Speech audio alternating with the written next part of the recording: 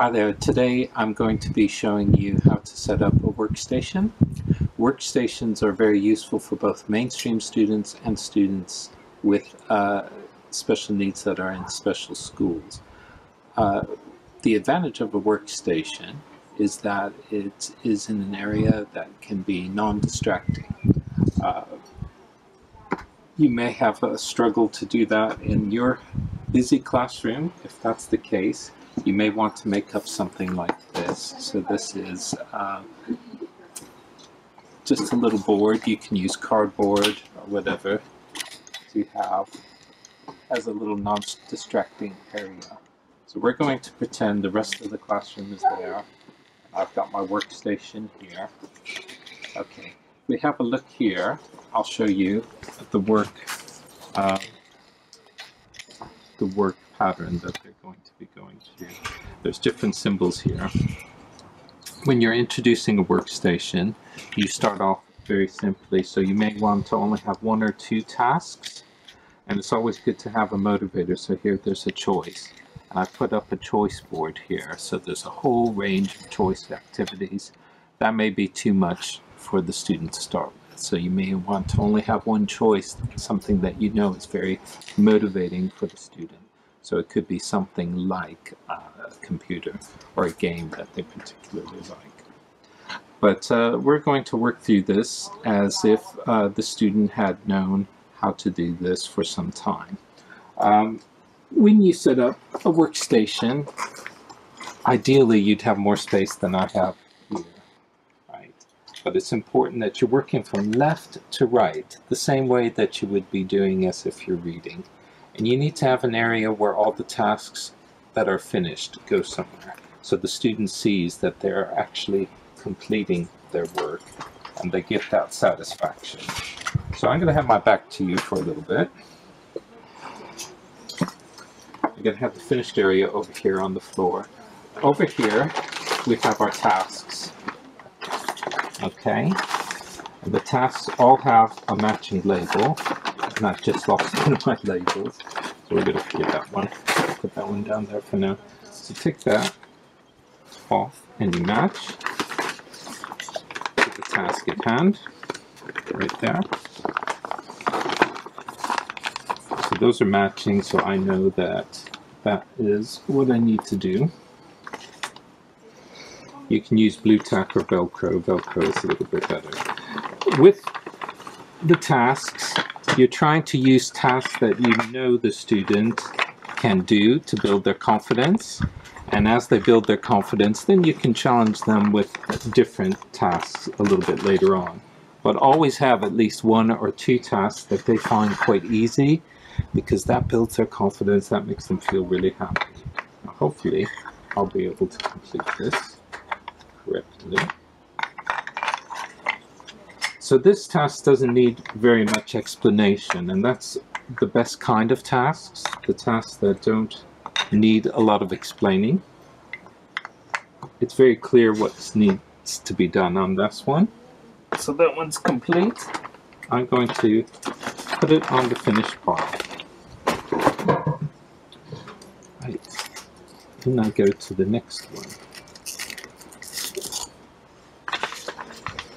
Now, if a student is new to this, you might have to do hand over hand to help guide them through the whole process. And they should be able to understand whatever tasks that you have ready for them. So the first time that they see this task, this is a number task using counters, you might have to demonstrate to them what they need to do if they don't figure that out themselves. Right? So we put down 3 there.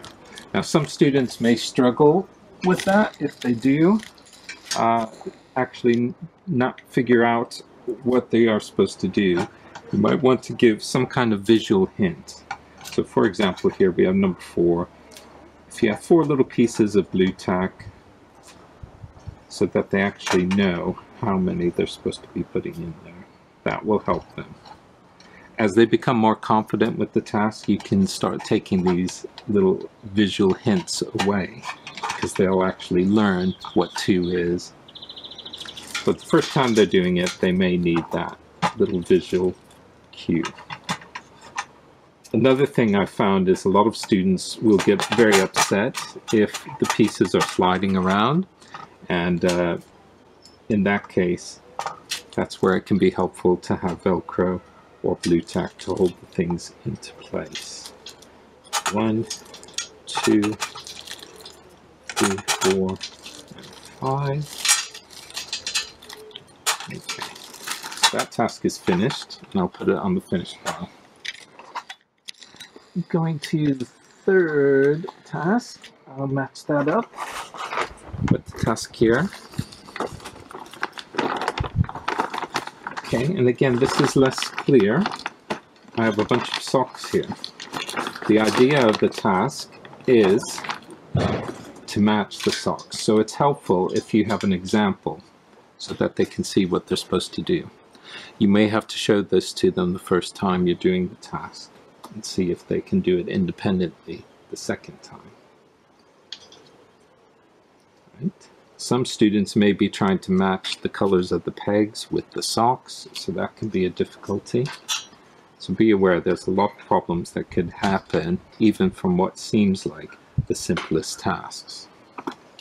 Right. That's the final one. So if you can choose to teach the students to put them away back in the package they came from, that's really helpful. You can use envelopes, you can use drawers, anything that's really useful and in your classroom to help organize your workstation. That's fine. The last task I've got, this one here. I want you to take a close look at it. What I have is a deck of playing cards. I'm sitting here looking and I don't know what to do with these cards. Now, you may be thinking, well, you can put them in order of hearts, spades, clubs, diamonds, or put them in number order, but I don't know what to do. It's not been explained to me. So if I don't understand what to do, your students won't understand what to do. Can you make this into a good task? You might be able to if you come up with an idea to make it a little bit clearer. So what I'm going to do is just get a piece of paper.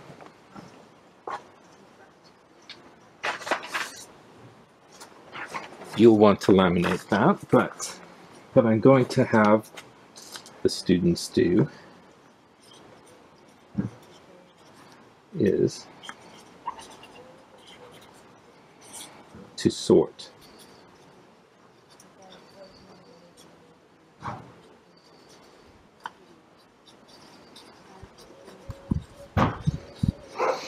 So we'll make a task out of this. See if I can draw a spade. Not quite right. So now I have a better idea what to do, but the student might need a little help still to start with. So you might want to start them off. Spades, clubs, hearts, hearts, hearts, spades, diamonds. So now I know what to do on this task. It's a lot easier. But keep that in mind. It's very important that you think about the design of your task and make sure that it's easily understandable for the students that you're working with.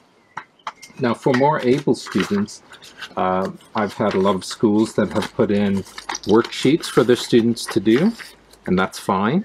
I think something like practicing writing your name is something that's very helpful. But be very careful. Students will get discouraged if you have more than one worksheet in an envelope at one time. They're going to feel overwhelmed. They're going to feel like it's never going to end. This task is going to go on and on forever. So I've known some schools where people are putting more than one worksheet in an envelope for the task for the students to do, and they never finish. They never get a chance to get to a choice or reward. That's not a good thing. They have to actually be able to have the chance to get their reward. So once all the tasks are finished, they go to the finish pile. They should be able to do this independently. Then they can go to a choice, right? So here I have the choice board right here in front of us. There's different ways you can do this. You might have the choice board in another part of the classroom. Maybe it's where the toys are kept. Here's a whole range of different choices here. So there's beads, computer, a puzzle, a book, drawing. So if the choice board is near where these items are, that can be helpful. When it's time to go back to work, you give the student a work card, and that should get them back to their workstation, right? You may have to teach that. So wherever they are in the classroom, you give them their work card, and they come and they match that. And you hopefully have already set up all their tasks again for them to do, right? You can have a rotation of tasks within the workstation over and over again. That's fine. I think a lot of students really enjoy working from the workstation. It gives them a sense of belonging and place. They know where they're supposed to be, and it can be very, very successful, both in mainstream and special school. It's definitely worth a try. All right, thank you.